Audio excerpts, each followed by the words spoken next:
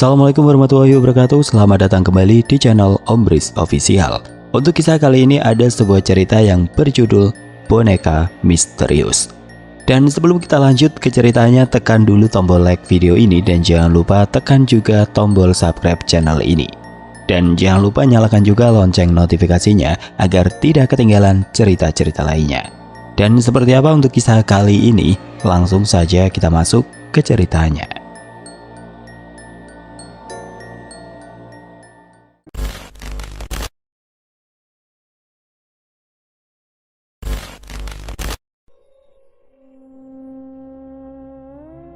Di sebuah perkampungan sederhana di pinggiran kota Semarang, Lia, seorang gadis 15 tahun dengan senyum ceria, tinggal bersama keluarganya di rumah bercat hijau yang dikelilingi pohon mangga. Rumah itu kecil, dengan halaman berpagar bambu dan suara ayam berkokok dari tetangga sebelah. Lia, anak bungsu dari 3 bersaudara, dikenal sebagai gadis yang periang namun pemimpi.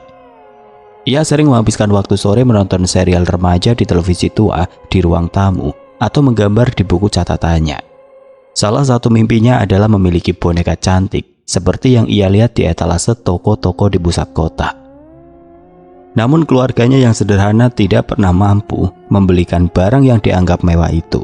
Lia hanya bisa mengagumi boneka-boneka itu dari kejauhan, terutama saat ibunya mengajaknya ke pasar. Suatu hari di bulan Oktober saat musim hujan mulai menyapa, kakak perempuannya Rina pulang dari pasar Johar dengan sebuah kantong kain di tangan. Rina yang berusia 22 tahun dan bekerja sebagai penjaga toko pakaian tersenyum lebar saat menyerahkan kantong itu kepada Lia. "Buat tangan buat adikku yang paling genit," candanya. Di dalamnya Lia menemukan sebuah boneka kain berpakaian kebaya merah dengan rambut hitam panjang dari benang wol dan mata kaca yang berkilau.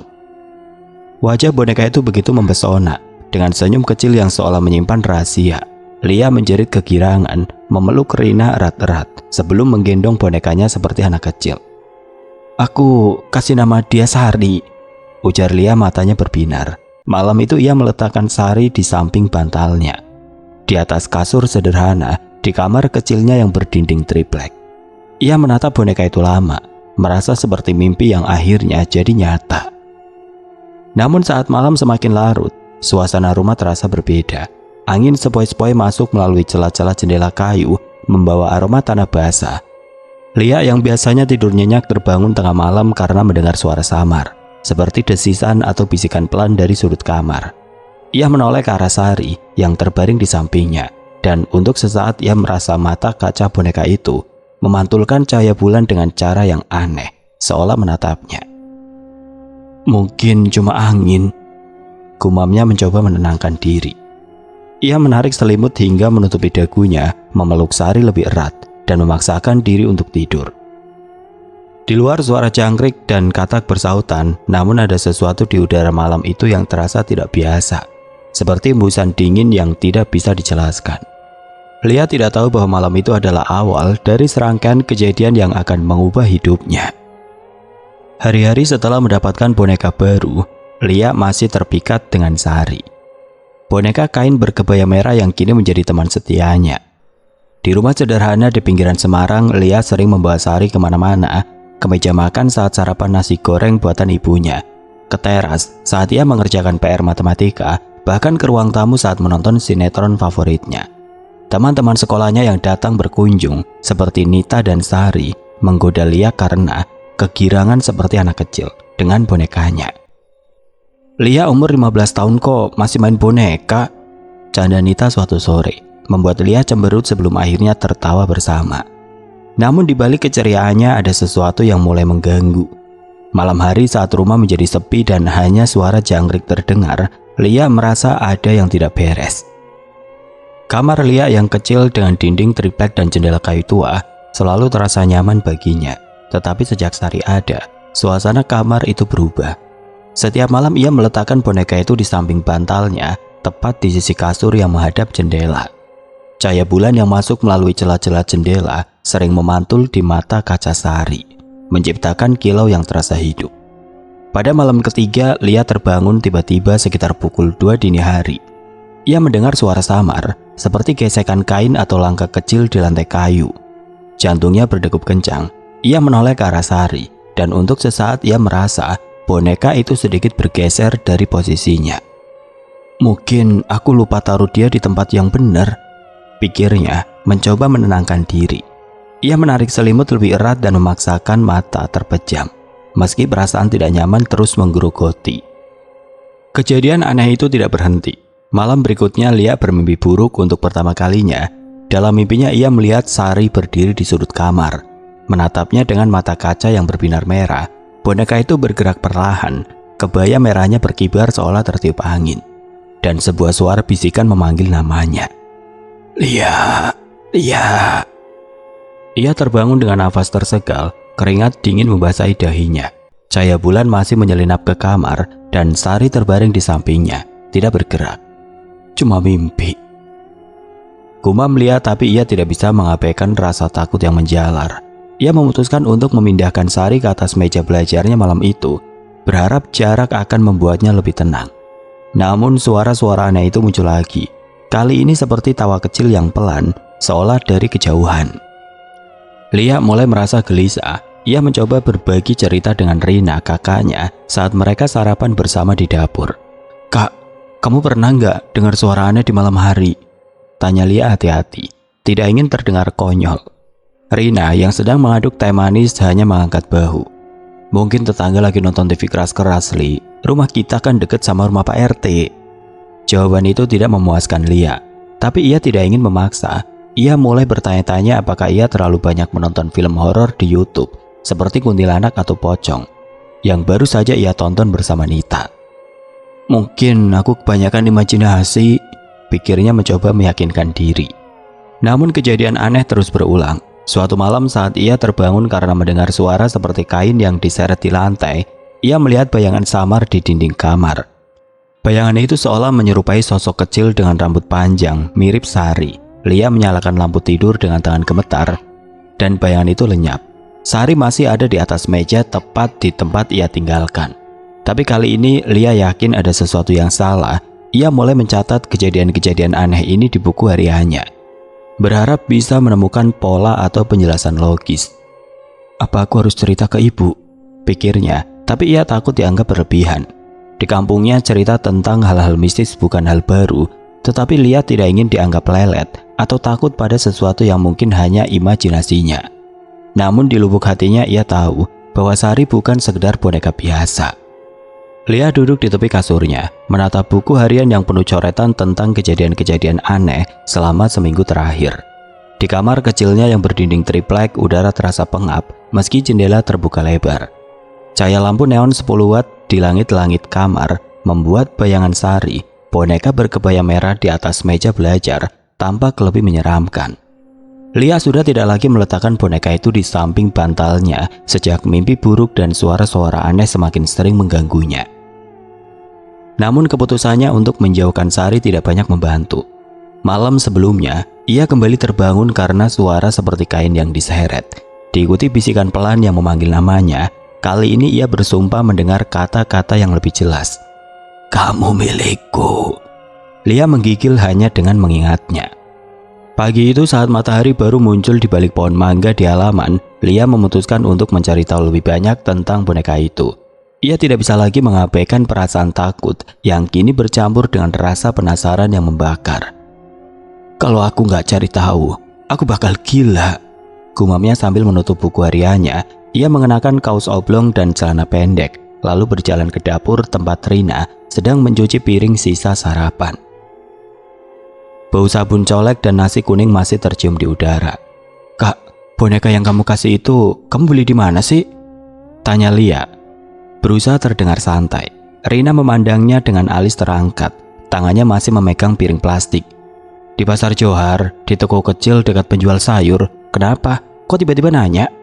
Lia mengelak, hanya mengangguk dan berkata, cuma penasaran saja kak, kok bagus banget. Setelah membantu ibunya menyapu halaman, Lia meminjam sepeda ontel tua milik ayahnya dan bergegas ke pasar Johar.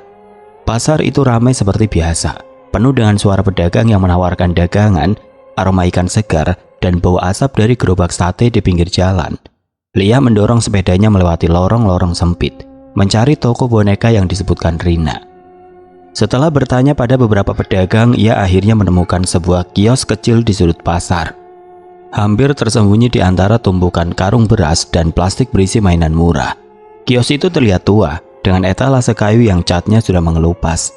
Di dalamnya seorang wanita tua dengan rambut disanggul dan kain batik duduk di kursi rotan, menatap Lia dengan mata yang tajam.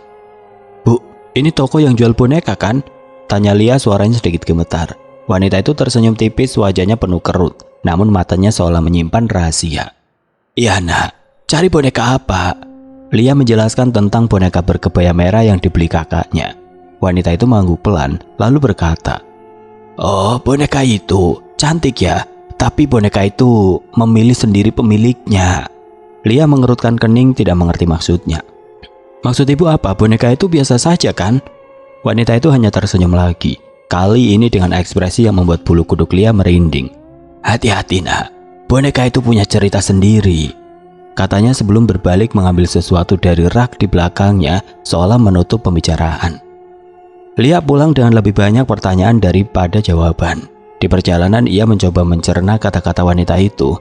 Memilih sendiri pemiliknya, cerita sendiri, apa maksudnya? Di rumah ia mencoba mencari informasi di ponsel tuanya, mengetik boneka berkebaya merah misterius di Google, tapi tidak menemukan apa-apa selain artikel tentang boneka antik dan cerita horor umum. Malam itu ia memutuskan untuk menyimpan Sari di dalam kardus di bawah kasur, berharap itu akan menghentikan kejadian aneh. Namun saat ia terlelap, mimpi buruk datang lagi. Kali ini ia melihat dirinya berdiri di tengah pasar yang sepi dengan Sari di tangannya. Boneka itu tiba-tiba menoleh dan berbisik, "Kamu gak bisa lari dariku." Lia terbangun dengan jeritan kecil, dadanya sesak. Ia menyalakan lampu dan memeriksa kardus. Sari masih di sana, tapi posisinya seolah sedikit berbeda, seperti seseorang telah memindahkannya. Ia tahu ia harus melakukan sesuatu sebelum ketakutan benar-benar menguasainya. Lia duduk di sudut kamarnya, memeluk lutut dengan erat. Matanya tidak lepas dari kardus tua di bawah kasur tempat ia menyimpan Sari. Boneka berkebaya merah yang kini menjadi sumber ketakutannya. Kamar kecilnya di rumah sederhana di pinggiran Semarang terasa semakin sempit malam itu. Angin malam yang masuk melalui celah-celah jendela kayu membawa aroma tanah basah, namun tidak mampu menghilangkan rasa dingin yang menjalar di tulang punggungnya. Sejak kunjungannya ke pasar Johar dan percakapan aneh dengan penjual boneka, Lia tidak bisa lagi menyangkal bahwa ada sesuatu yang salah dengan Sari. Kata-kata wanita tua itu, boneka itu punya cerita sendiri, terus bergema di kepalanya, seperti lagu yang tidak bisa ia lupakan. Malam-malam sebelumnya ia berusaha mengabaikan kejadian aneh, suara bisikan, langkah kecil di lantai kayu, hingga mimpi buruk yang terasa nyata. Tapi kejadian-kejadian itu kini semakin sering dan mengerikan. 2 malam lalu ia terbangun karena merasa ada yang menarik selimutnya perlahan. Ketika ia membuka mata, tidak ada siapapun. Hanya Sari yang entah bagaimana kembali berada di samping bantalnya. Meski ia yakin telah menyimpannya di dalam kardus. Lia mencoba mencari penjelasan logis. Mungkin ia lupa, mungkin Rina iseng memindahkan boneka itu, tapi hatinya tahu itu bukan jawabannya. Malam itu ia memutuskan untuk tidak tidur di kamarnya sendiri. Ia membawa bantal dan selimut ke ruang tamu, berbaring di sofa tua sambil menyalakan lampu. Tapi bahkan di sana ia merasa ada sepasang mata yang mengawasinya dari kegelapan. Pagi harinya Lia terlihat pucat saat sarapan bersama keluarga. Ibunya yang sedang menyiapkan tempe goreng memperhatikan wajah lelah anak bungsunya. "Lia, kamu kenapa? Kok kayak orang gak tidur?" tanya ibu dengan nada khawatir.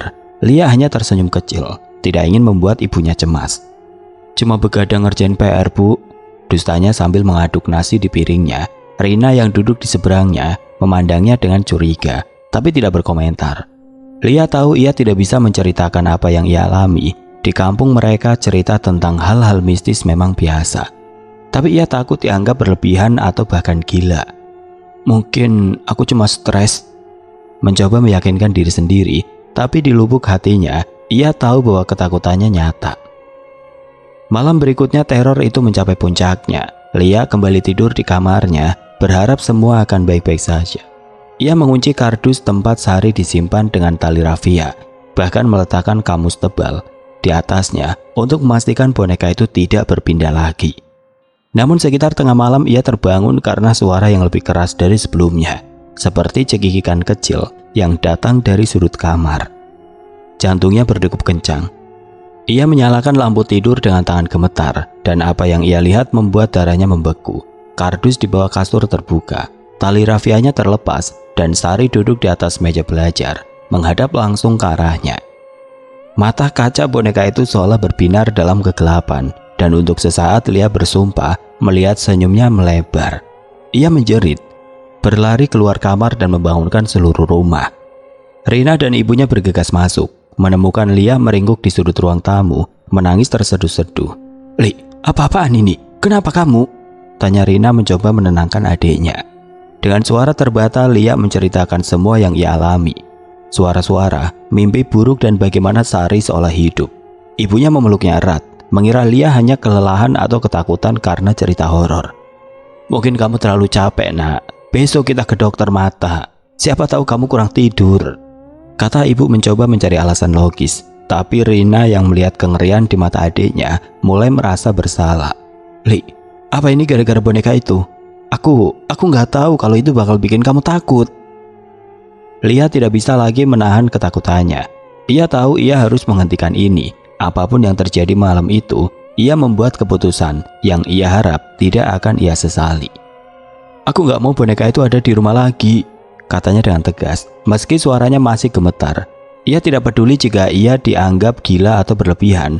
Teror yang ia alami sudah terlalu nyata, dan ia tidak ingin menunggu sesuatu yang lebih buruk terjadi. Dengan hati penuh keraguan, ia mulai merencanakan untuk menyingkirkan Sari, sekali dan untuk selamanya. Malam itu udara di perkampungan kecil di pinggiran Semarang terasa lebih dingin dari biasanya. Angin membawa aroma tanah basah dan daun pisang dari warung tetangga, namun suasana di rumah Lia dipenuhi ketegangan. Lia duduk di tepi kasurnya, tangannya gemetar memegang kardus tua tempat ia menyimpan Sari, boneka berkebaya merah yang kini menjadi sumber ketakutannya. Kejadian tadi malam ketika ia menemukan kardus terbuka dan Sari duduk di atas meja belajar masih membekas di pikirannya. Wajah boneka itu dengan mata kaca yang seolah hidup dan senyum yang terasa mengejek membuat Lia tidak bisa lagi menyangkal bahwa ada sesuatu yang jahat dalam boneka itu. Ia tidak peduli lagi apakah ini hanya imajinasinya atau cerita mistis seperti yang sering dibicarakan tetangga yang ia tahu. Ia harus mengakhiri teror ini. Lia menunggu hingga rumah menjadi sepi. Ibunya sudah tertidur di kamar belakang, lelah setelah seharian mengurus rumah dan jualan sayur di pasar. Rina kakaknya sedang bekerja shift malam di toko pakaian dan baru akan pulang menjelang subuh. Rumah kecil berdinding triplek itu hanya ditemani suara jangkrik dan derit kayu yang sesekali terdengar. Lia mengambil kardus dari bawah kasur, memastikan tali rafia yang mengikatnya masih kencang.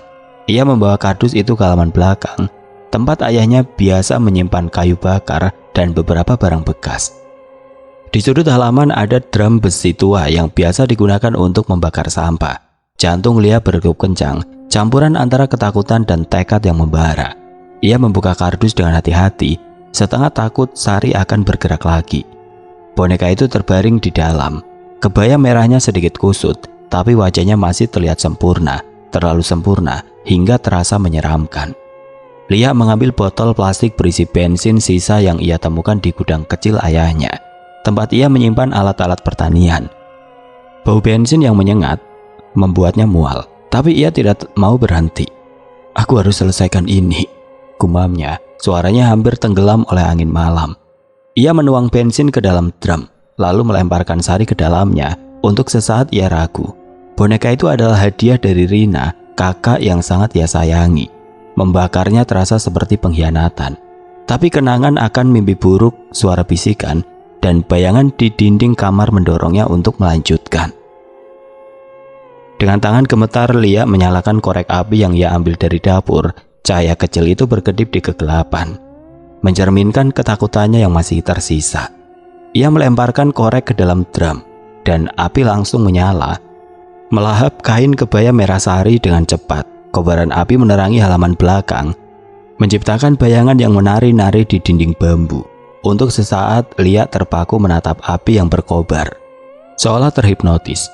Di tengah deru api ia mendengar suara samar seperti desisan atau jeritan kecil yang membuat bulu kuduknya merinding.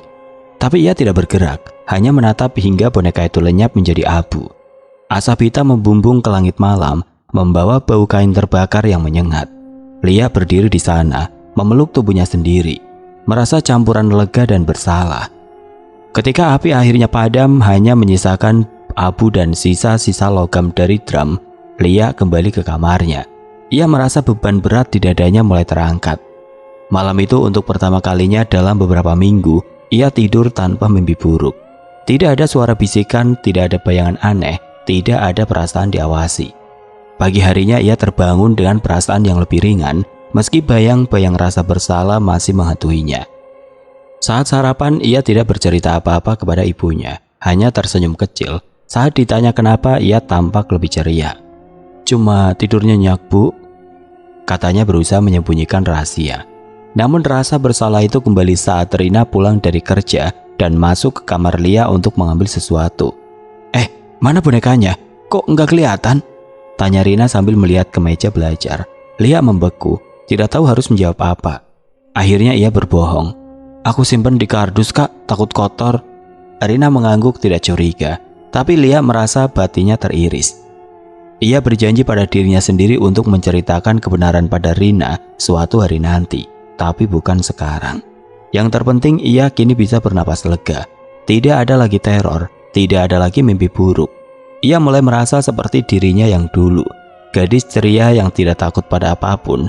Namun di sudut pikirannya ia masih bertanya-tanya, apa sebenarnya yang terjadi dengan boneka itu? Pagi di perkampungan kecil di pinggiran Semarang terasa lebih cerah bagi Lia setelah malam ketika ia membakar sari. Boneka berkebaya merah yang telah menghantuinya selama berminggu-minggu. Matahari bersinar lembut menyelinap melalui celah-celah pohon mangga di halaman rumah berdinding triplek milik keluarganya. Suara ayam berkokok dan deru sepeda motor tetangga yang lewat membawa suasana khas kampung yang biasanya menenangkan hati Lia.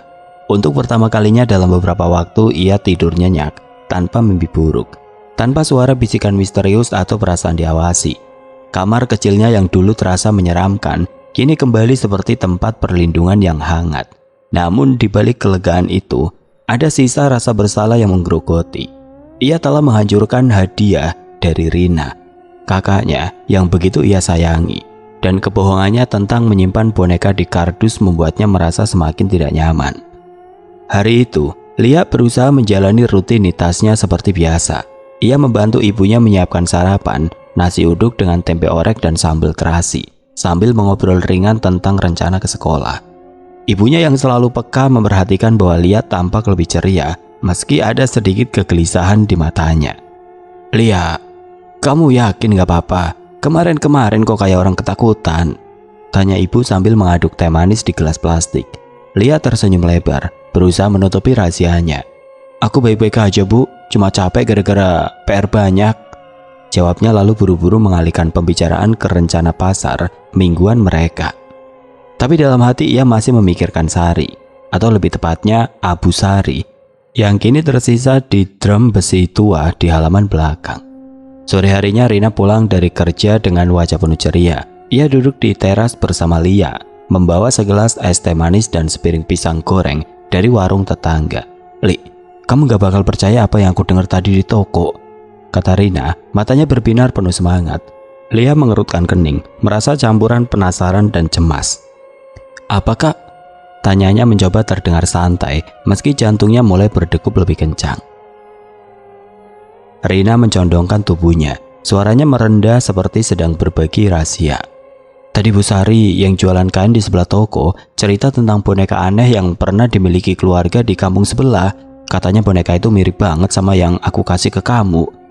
Kebaya merah, rambut hitam panjang, mata kaca, dan katanya boneka itu bawa sial." Lia merasa darahnya membeku. Ia menatap Rina, berusaha menahan diri agar tidak terlihat panik. "Bawa sial gimana, Kak?" Suaranya sedikit serak. Rina melanjutkan menceritakan apa yang ia dengar dari Bu Sari.